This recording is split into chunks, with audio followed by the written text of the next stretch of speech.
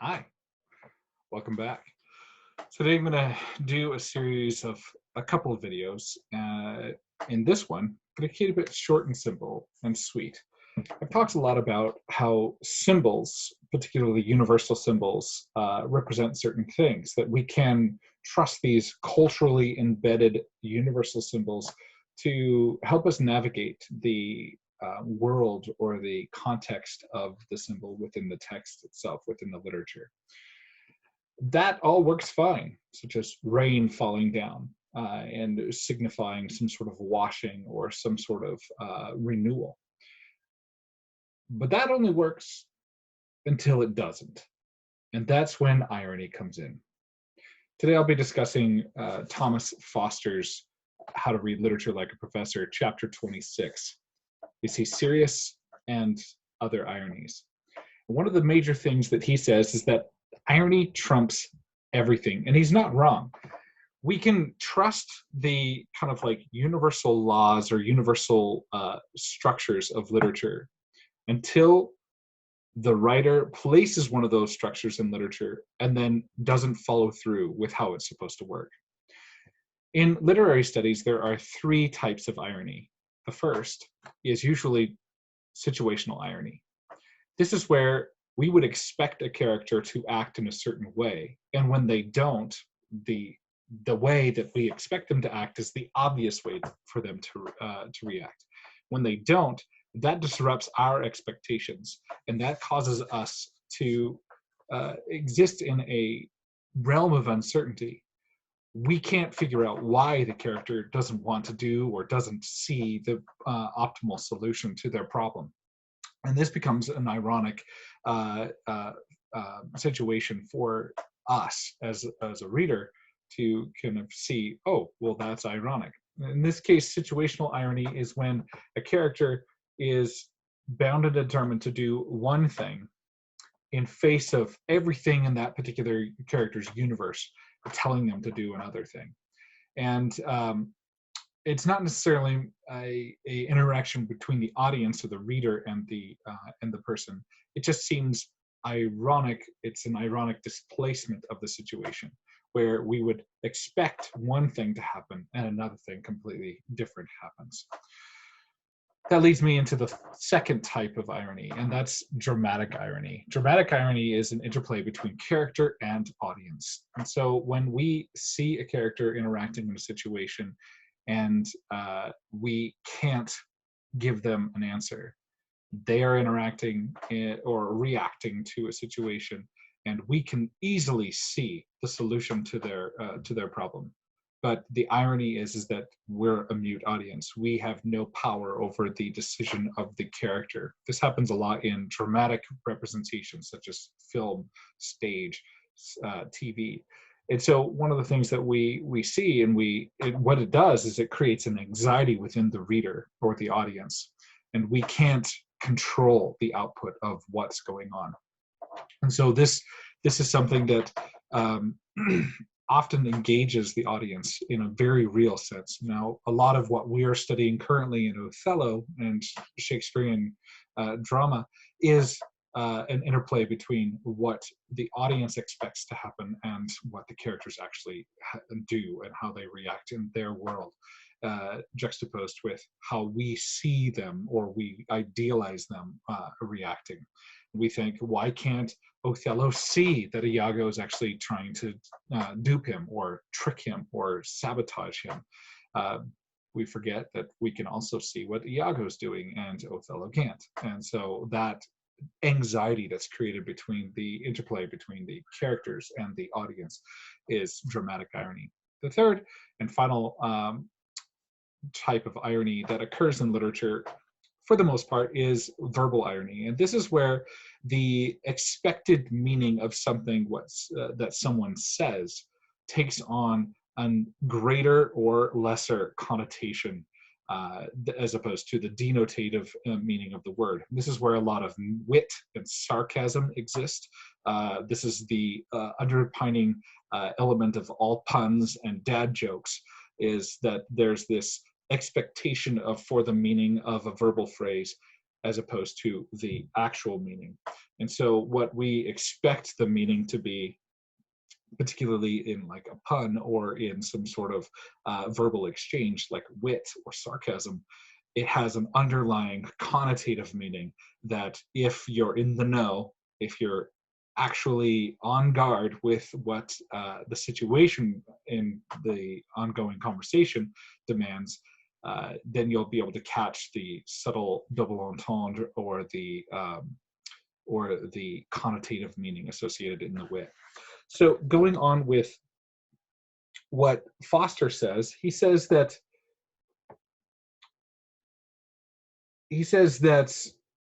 uh, what many literary experiences do is they put us in an ironic mode.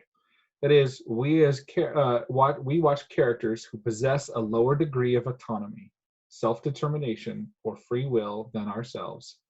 Whereas normally in literary works, we watch characters who are our equals or even superiors. In an ironic work, we watch characters struggle futilely with forces we might be able to overcome.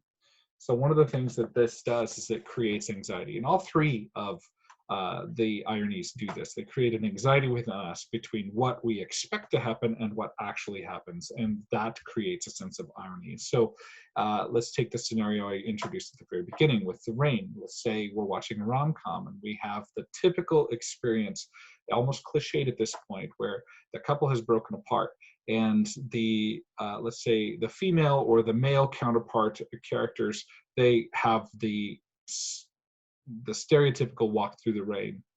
But instead of actually reviving them or rinsing them clear of that relationship that has gone sour, it only exacerbates the problem. Or it doesn't do anything. It has no effect whatsoever. And the movie or the dramatic representation or even the story, it has the rain there, but the rain's purpose is in fact null. It has no purpose whatsoever. It's just simply there.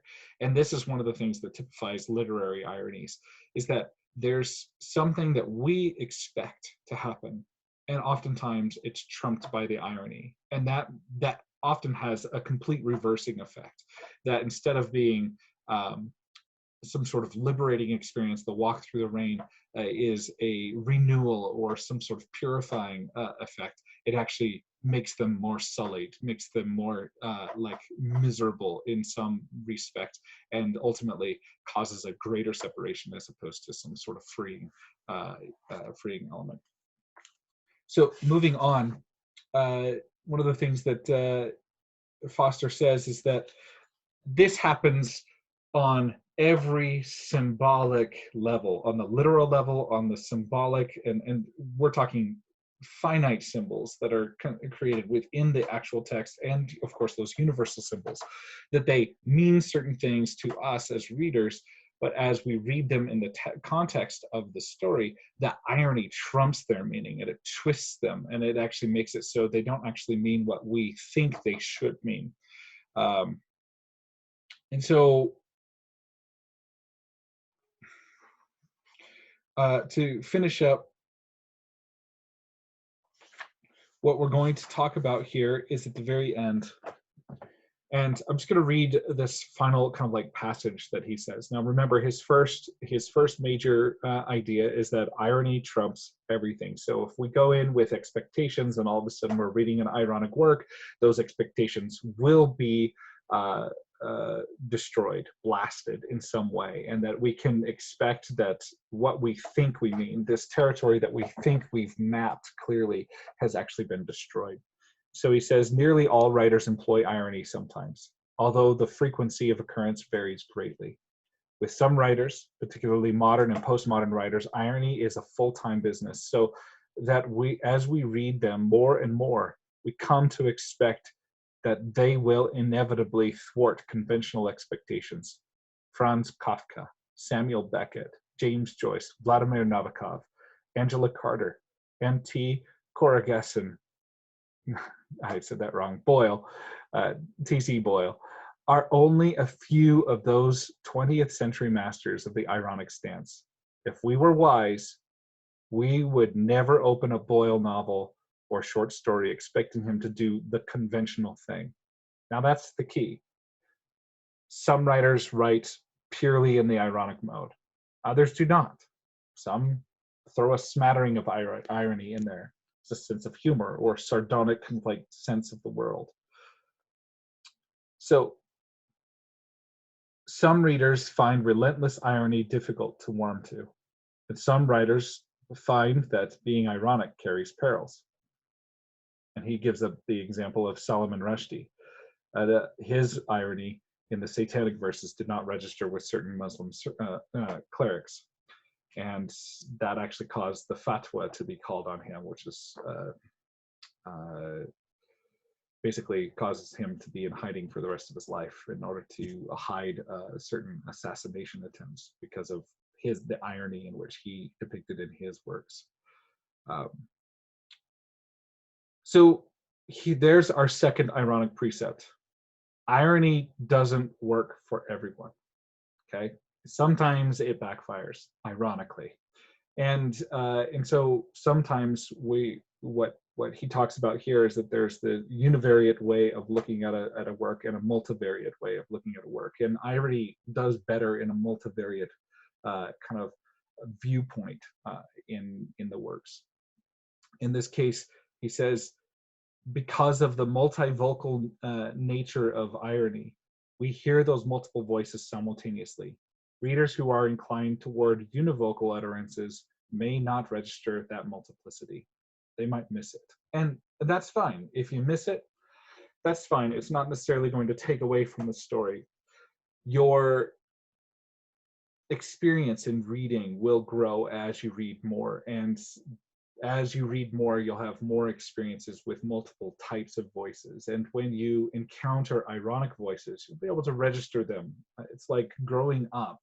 When you're in middle school, you start experimenting with sarcasm until you understand that sarcasm is 90% actual insults. And then you realize that, oh, there's a better form of verbal irony that I can progress to, and that's actually called wit, where you actually make fun of situations and personal kind of like idiosyncrasies, where as opposed to sarcasm is usually an attack that's thrown at people. It's usually quite hurtful.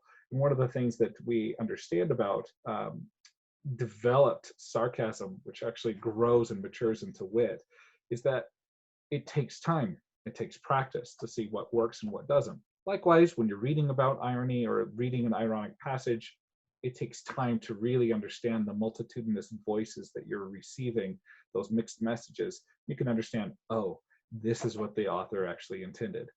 I'm reading the clues, but the clues aren't supposed to work here. That's ironic.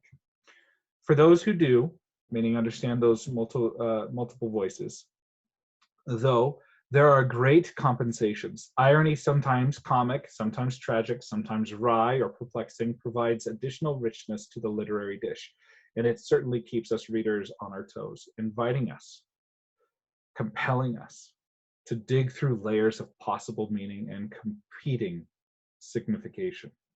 We must remember, irony trumps everything. In other words, every chapter of this book goes out the window when irony comes to the door. How do you know if it's irony? Listen. And that's a reference to those multiple voices.